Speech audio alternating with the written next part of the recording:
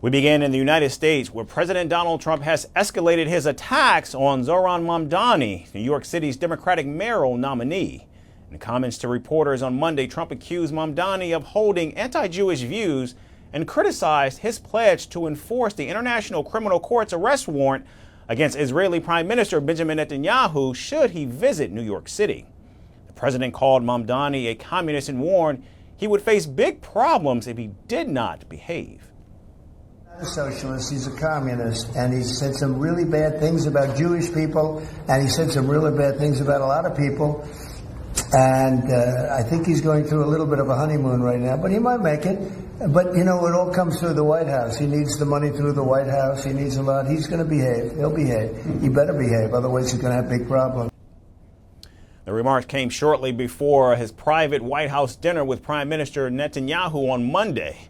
And this controversy follows renewed attention on a clip from December of last year where Mamdani said, if elected, he would direct New York City authorities to arrest the Israeli leader. As mayor, New York City would arrest Benjamin Netanyahu. This is a city that our values are in line with international law. It's time that our actions are also. Now, to be clear, the United States is not a member of the International Criminal Court and generally doesn't recognize its authority. Responding to Mamdani's threat, Netanyahu reportedly said on Monday he was not concerned about it, prompting President Trump to cut in and say he would get him out. Reports suggest that Netanyahu may visit New York before next year if he decides to address the UN General Assembly's annual high-level meeting of world leaders in September. I'm not concerned about that. I'm going to come there with President Trump and we'll see. There's enough craziness in the world, but I guess it never ends. This is appalling, and it's silly in many ways because it's just not serious. 33-year-old Mamdani, a state assemblyman, defeated former New York Governor Andrew Cuomo. And if elected in November, he would be NYC's first Muslim and Indian American mayor. Mamdani has faced repeated criticism from Donald Trump, and the president has threatened to arrest Mamdani and suggested he may take federal control of the city and question Mamdani's citizenship status.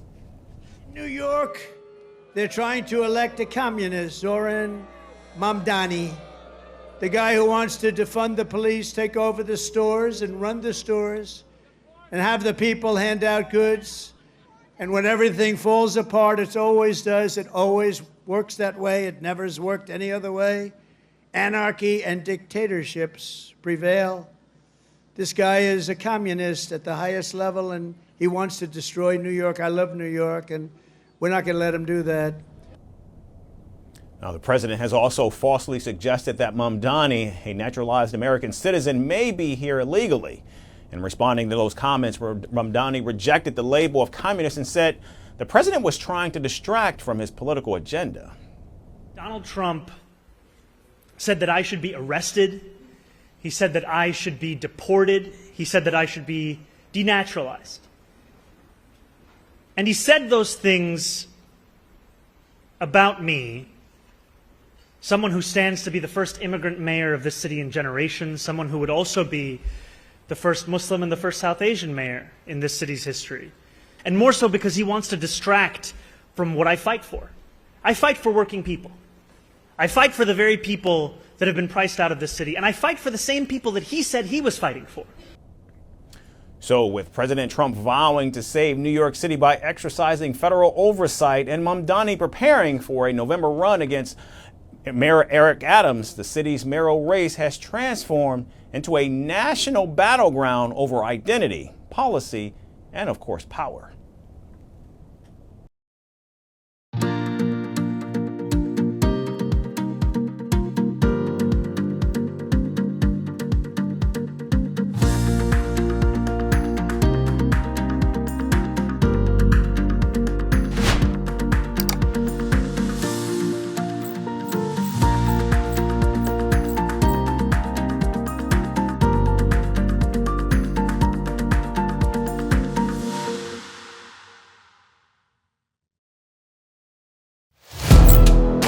Firstpost now available in 9 languages on YouTube.